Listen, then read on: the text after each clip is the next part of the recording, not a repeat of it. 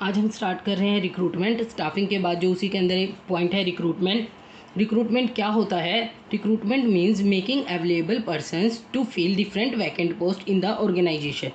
मतलब जो ऑर्गेनाइजेशन में वैकेंट पोस्ट हैं उनको फिल करने के लिए एप्लीकेशंस इनवाइट करना। अभी यहाँ पर सिलेक्शन नहीं हो रहा है, बस एप्लीकेशंस को इनवाइट करना है, ज़्यादा से ज़्यादा एप्लीकेशन को इनवाइट करना है ताकि सिलेक्शन ईजी हो जाए। अब ये जो प्रोसेस है ये एक पॉजिटिव प्रोसेस है। क्यों? क्योंकि यहाँ पर ज़्यादा से ज़्यादा एप्लीकेशन इनवाइट की जाती हैं। It refers to the process of searching for prospective employees for and stimulating them to apply for the job in organization. मतलब जो हमारे आगे एम्प्लॉयज़ को जो हमें चाहिए उनको अप्लाई करने के लिए स्टिमुलेट करना। इसकी प्रोसेस क्या है? रिक्रूटमेंट की प्रोसेस है, 4 स्टेप हैं इसके अंदर। रिक्विजिशन ऑफ एम्प्लॉयज़, सबसे पहले ये देखना कि हमें कितने एम्प्लॉयज़ की नीड है। फर्स्ट तो हमें यही पता होना चाहिए ना सबसे पहले कि हमें एम्प्लॉयज़ की नीड क्या है। Second, identification of the sources of recruitment.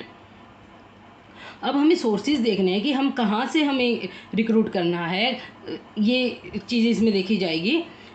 उनकी डिफरेंट क्वालिफिकेशंस क्या होगी, ये सब। Invitation to interested people.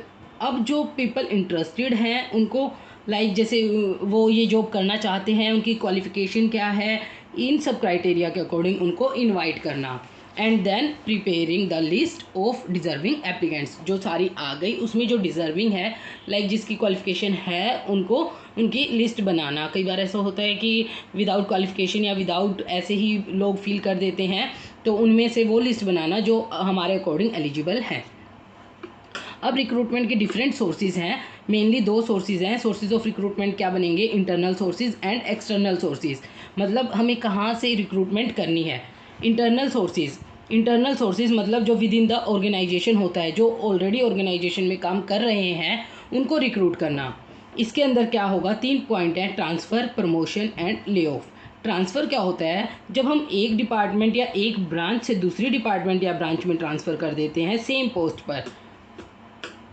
जैसे किसी एक जगह पर ज़्यादा एम्प्लॉयज़ हैं और किसी दूसरी जगह पर कम है, तो एक जगह से दूसरी जगह पर भेज दिया जाता है ताकि वहाँ की पोस्ट वैकेंट ना रहे और वहाँ फिल हो जाए। नेक्स्ट है प्रमोशन। प्रमोशन क्या होता है? प्रमोशन यानी लोअर रैंक से अपर रैंक पर पहुंचाना। जब आप अपर रैंक पर पहुंचाते हो तो उसमें क्या हो जाता है? रिस्पॉन्सिबिलिटी इंक्रीज़ हो जाती है, स्टेटस इंक्रीज़ होता है और सैलरी भी इंक्रीज़ हो जाती है। सेम प्रमोशन की तरह ही डिमोशन भी होता है। डिमोशन कम होता है बट डिमोशन भी हो सकता है, उसके भी चांसेस होते हैं। उसमें क्या होता है? अपर रैंक से लोअर रैंक पर लेकर आना। जब अपर रैंक से लोअर रैंक पर आ जाते हैं तो उसको बोला जाता है डिमोशन। ये क्यों होता है? कई बार कोई पर्सन अपनी रिस्पॉन्सिबिलिटीज़ पूरी नहीं करता तो उसको लोअर पोजीशन पर भेज दिया जाता है, जिससे जो लोअर पोस्ट खाली होती है वो फिल हो जाती है। Next is lay off. Lay off क्या होता है? ले ऑफ ऐसे नाम से पता नहीं चल रहा, तो इसीलिए ये देखिए ले ऑफ क्या होता है। मान लीजिए कि ऑर्गेनाइजेशन में किसी टाइम काम कम है तो उस टाइम बट सरप्लस एम्प्लॉयज़ हैं तो उनको हटा दिया जाता है एक बार के लिए, उनको एम्प्लॉयर से अलग कर दिया जाता है। बट जब दोबारा से काम आता है तो उन्हीं को रिकमेंड किया जाता है, उन्हीं को वापस बुला लिया जाता है। That is lay off. वो होते एक टाइप से कंपनी के एम्प्लॉयज़ हैं, उनको पता होता है कंपनी के बारे में, तो उनको ही वापस बुला लिया जाता है। इंटरनल सोर्सेज में ये हमारे 3 थे। अब इनका क्या मेरिट्स हैं और क्या लिमिटेशंस है वो देखिए। Merit, increase in motivation. जब आपकी प्रमोशन होती है तो आपको मोटिवेशन मिलता है कि नहीं मिलता? जब सैलरी बढ़ेगी तो ऑब्वियसली मोटिवेशन मिलेगा। इंडस्ट्रियल पीस, इंडस्ट्री में पीस बना रहेगा क्योंकि अगर बाहर से एम्प्लॉयज़ को बुलाया जाएगा, हायर पोस्ट पर बुलाया जाएगा तो थोड़ा डिस्प्यूट होने का रहता है। ईजी सिलेक्शन होता है इसमें क्योंकि हमें पता होता है कि कौन सा एम्प्लॉय क्या काम करता है, कौन सा एलिजिबल है नहीं है। No need of induction. Induction क्या होता है? जब किसी नए को जॉब पर लाना होता है, उसको नई जॉब के बारे में बताना करना, तो इसीलिए वो बहुत लंबी प्रोसीजर हो जाती है, उससे भी बचा जाता है। ऑलरेडी जो कंपनी में है ही एम्प्लॉयज़ उसको पता होगा कि क्या करना है और क्या नहीं करना। Adjustment of surplus employees. जब एक जगह पर सरप्लस होता है तो वो दूसरी जगह पर ट्रांसफ़र कर दिया जाता है, इससे सरप्लस भी नहीं रहता, वेस्टेज भी नहीं होती सोर्सेज की। इकोनॉमिकल सोर्स, ऑब्वियसली इकोनॉमिकल है, इसमें कोई खर्चा नहीं होगा, अंदर के अंदर ही किया जाएगा, कोई एक्स्ट्रा चार्जेस भी नहीं लगेंगे, इसलिए इकोनॉमिकल सोर्स है ये। लिमिटेशन, अब देखो मैंने आपको पहले बताया था अगर मेरिट्स होती है तो लिमिटेशंस भी होती हैं। Stops the entry of young blood. अब जब सभी अंदर ही अंदर आप उनको ट्रांसफ़र कर दोगे, अंदर प्रमोट हो जाएंगे, तो जो और बाकी जो लोग आ रहे हैं जिनको जॉब करनी है, जो यंग ब्लड है, वो ऐसे कैसे रह जाएगा, उनको जॉब कैसे मिलेगी, तो उनकी एंट्री को स्टॉप करता है। एम्प्लॉयज़ बिकम लेथार्गिक, यानी जो वहाँ के जो एम्प्लॉयज़ हैं उनको पता है कि हमें यही काम करना है, तो वो ज़्यादा अच्छे से नहीं करेंगे, वो सुस्त हो जाएंगे। तो इसीलिए अगर नया आता है तो उसको देख कर कि कहीं ये हमसे अच्छा ना करे, थोड़ा कंपटीशन के वे से देखा जा सकता है, तो वो अच्छा करता है। फिर not available in new organization, new organization में एम्प्लॉयज़ ही नहीं होंगे, तो इसीलिए इसका इंटरनल सोर्सेज काम नहीं आता, वहाँ एक्सटर्नल सोर्सेज ही अवेलेबल होगा। Sense of competition among employees hampered, जब नया एम्प्लॉय नहीं आएगा तो उनके अंदर कंपटीशन होगा ही नहीं, कंपटीशन नहीं होगा तो नई चीज़ें नहीं आएंगी, नई चीज़ें नहीं आएंगी तो ये ऑर्गेनाइजेशन ग्रो नहीं कर पाएगी। Frequent transfers hit productivity negatively, जब ट्रांसफ़र कर दिए जाते हैं लगातार, कभी यहाँ कभी वहाँ कभी वहाँ, तो उससे प्रोडक्टिविटी नेगेटिवली हिट होती है। ये थे इंटरनल सोर्सेज, उसकी merits and limitations. Now external sources. External sources हमारे 11 हैं, तो इन्हें देखिए क्या कैसे होता है एक्सटर्नल सोर्सेज। जब बाहर से रिक्रूट किया जाता है किसी को, बाहर से एप्लीकेशन मंगवाई जाती है, मोस्टली ये जो होती है ये लोअर रैंक के लिए होती है। देखिए बच्चों, मैंने इसकी एक डायरेक्ट ट्रिक बनाई है, आप ऐसे भी कर सकते हो, बाकी कोई मुश्किल नहीं है, आप वैसे भी कर सकते हो। डायरेक्ट कॉल की मीडिया को employment management labour and placement करनी है। कैसे करनी है? Campus recommendation, telecasting and web publishing से। ये जो लाइनिंग लगाई गई हैं ये 11 की 11 हमारे कवर कर रहे हैं। मैं आपको ये करवाती हूँ।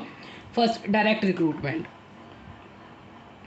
इसमें क्या होता है, जो डायरेक्ट रिक्रूटमेंट, जो वैकेंट पोस्ट के लिए एक पोस्टर बनवा दिया जाता है और वो पेस्ट कर दिया जाता है, जो देखता है, जो इसके लिए एलिजिबल होता है वो आ जाता है, इससे डायरेक्ट रिक्रूटमेंट हो जाती है। ये जो मोस्टली जो ये किया जाता है वो किसके लिए किया जाता है? अनस्किल्ड वर्कर्स के लिए, ताकि वो देखें और ऐसे जिनको डायरेक्ट काम करना है वो ऐसे डायरेक्ट आ सकते हैं। उन्हें क्या बोला जाता है? कैजुअल लेबर्स भी बोला जाता है। ये छोटे छोटे पॉइंट्स होते हैं कि आपसे 1 मार्क में पूछ लिया जाएगा कि अनस्किल्ड वर्कर्स के लिए कौन से टाइप की रिक्रूटमेंट ज़रूरी है, तो हम उसके लिए बोलेंगे डायरेक्ट रिक्रूटमेंट। और ये सबसे चीप वे रहता है और ये डेली बेसिस पर भी किया जा सकता है। Casual callers. कैजुअल कॉलर्स क्या होते हैं? कुछ पीपल होते हैं जो टैलेंटेड होते हैं, वो अपनी एप्लीकेशंस पहले ही ऑलरेडी दे देते हैं। जैसे टीचर का लगा लीजिए, किसी स्कूल में वैकेंट पोस्ट है, बहुत सारे टीचर्स अपना रिज्यूमे दे देते हैं ताकि जब उनके लिए जगह खाली हो तो उनको बुला लिया जाए। बिल्कुल सेम यही है, एप्लीकेशन दे देते हैं वो लोग और उनको जब ज़रूरत होती है तो उनको कॉल करके बुला लिया जाता है। Media advertising. मीडिया एडवर्टाइजिंग में क्या होता है? मीडिया में एडवर्टीजमेंट कर दी जाती है, जैसे न्यूज़पेपर में, एम्प्लॉयमेंट न्यूज़ में, टेलीविज़न, मैगजीन्स, इन सब में कर दिया जाता है और वहाँ से जो अप्लाई करता है उसको रिक्रूट कर लिया जाता है। नेक्स्ट है एम्प्लॉयमेंट एक्सचेंजेस। ये क्या होते हैं? जैसे आपने देखा होगा कि गवर्नमेंट ने एम्प्लॉयमेंट एक्सचेंजेस खोल रखे हैं, जो अनएम्प्लॉयड हैं वो अपने आप को रजिस्टर करवा सकते हैं ताकि उनको जब जॉब प्रोवाइड करी जाए तो वहाँ से डायरेक्ट उनके नाम वगैरह ले लिए जाएँ। तो ये बिल्कुल सेम वही है, गवर्नमेंट के जो होते हैं वहाँ से उनको ले लिया जाता है जब ज़रूरत होती है तो। नेक्स्ट है प्लेसमेंट एजेंसीज़। कुछ एजेंसीज़ होती हैं जो स्पेशली प्लेसमेंट करवाती हैं, जैसे आपने देखा होगा आईटी सेक्टर वगैरह में प्लेसमेंट एजेंसीज़ होती हैं, वो उनकी प्लेसमेंट करवाती हैं, वहाँ से उनको लिया जाता है। नेक्स्ट है मैनेजमेंट कंसल्टेंट्स और हेड हंटर्स। ये देखिए ये क्या होते हैं? ये ना कुछ एक्सपर्ट्स होते हैं जो मैनेजरियल स्टाफ को प्रोवाइड करते हैं, यानी इन्हें पता होता है कि कौन मैनेजरियल स्टाफ अच्छा होगा, ये आपको मैनेजरियल स्टाफ प्रोवाइड करवाने में हेल्प करते हैं। अच्छी पोस्ट होती है ये इसीलिए। Campus recruitment. कैंपस रिक्रूटमेंट क्या होता है? जब कॉलेज, यूनिवर्सिटीज़, तो मैनेजमेंट इंस्टीट्यूशंस हैं जो वहाँ पर जाकर कंपनीज़ खुद रिक्रूट करती है, खुद जाकर सिलेक्ट करती है स्टूडेंट्स को उनके इंटरव्यू वगैरह से, that is campus recruitment. Recommendations आपने देखा होगा, एक दूसरे की ऐसे बोल देते हैं कि हाँ उसको काम की ज़रूरत है, वो मेरा नोन है, आप उन्हें लगा लीजिए, दैट इज़ रिकमेंडेशन। वहाँ पर रिकमेंडेशन काम आती है। Labour contractors. लेबर कॉन्ट्रैक्टर्स क्या होते हैं? जो लेबर होते हैं उनकी एक यूनियन टाइप होता है, मतलब वहाँ के जो मेन होता है उनको बोल दिया जाए कि हमें इतने लेबर की ज़रूरत है, वो आपको प्रोवाइड करवा देते हैं। टेलीकास्टिंग एंड वेब पब्लिशिंग, ये जो दो हैं ये न्यू हैं, जो बिग ऑर्गेनाइजेशन होती हैं वो टेलीकास्ट के थ्रू रिक्रूटमेंट करती है, यानी जब उनको बहुत क्वालिफाइड और एक्सपीरियंस्ड पर्सन चाहिए होता है तो वो बिग ऑर्गेनाइजेशन टेलीकास्ट कर देंगी कि हमें इस जॉब पर इसकी ज़रूरत है, तो वो उसके थ्रू लग जाता है। वेब पब्लिशिंग, आजकल वेब पब्लिशिंग का आपको पता ही होगा, बहुत यूज़ हो रहा है। जैसे अलग अलग जॉब अलग अलग होती हैं, naukri.com, jobstreet.com, इसी तरह आजकल और बहुत है, अपना ऐप, लिंक्डइन, इस टाइप से। तो वहाँ पर अप्लाई किया जा सकता है, अपनी प्रोफाइल भेजी जा सकती है और वहाँ जो आपके अकॉर्डिंग जो जॉब होती है वो लग जाती है। ये थे हमारे एक्सटर्नल सोर्सेज, बिल्कुल ईजी हैं, कोई अलग से करने की ज़रूरत नहीं है इनको। अब इनके भी कुछ मेरिट्स एंड लिमिटेशंस हैं। मेरिट्स क्या होंगी इनकी? क्वालिफाइड पर्सनल, ये इसके थ्रू हमें क्वालिफाइड पीपल मिल जाते हैं, जो हमें चाहिए एग्जैक्टली वही मिल जाएंगे। वाइडर चॉइस, बहुत सारी चॉइस होती है हमारे पास, इतने सारे लोग होते हैं, इतनी सारी एप्लीकेशंस होती है, तो हमारे पास बहुत चॉइस होती है। फ्रेश टैलेंट, नया टैलेंट आएगा, बिल्कुल ठीक है। ये कॉम्पिटिटिव स्पिरिट, आपस में कंपटीशन होता है तो उसके कारण और ज़्यादा इनकरेज होते हैं और ज़्यादा अच्छे से काम किया जाता है। लेस चांसेस ऑफ फेवरेटिज्म, इसके अंदर ये नहीं होता कि आप किसी एक का फेवर कर रहे हो, किसी दूसरे का फेवर कर रहे हो। अननोन होते हैं, उनको आप जो क्वालिफाइड है उसी को लगाया जाएगा। अब सेम जो लिमिटेशंस है, लिमिटेशंस क्या होंगी? Dissatisfaction among existing staff. अब देखिए, जो घर में ऑलरेडी है, तो जब कोई नया आता है तो थोड़ा सा होता है ना कि उसके अंदर डिससेटिस्फैक्शन होती है कि आप किसी दूसरे को वैल्यू दे रहे हो, इस टाइप से हो जाता है।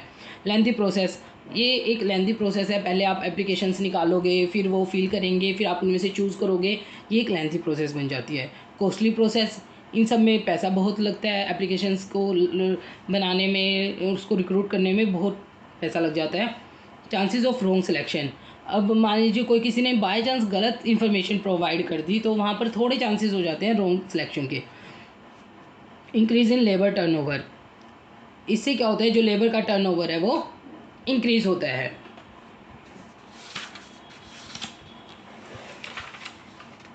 ये था बच्चों हमारा रिक्रूटमेंट। अब इसके बाद हम जो करेंगे next step, that is selection.